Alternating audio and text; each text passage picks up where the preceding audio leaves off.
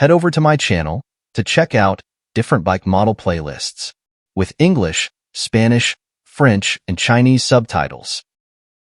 This video is a dealer training video. Please enjoy and subscribe. Thank you.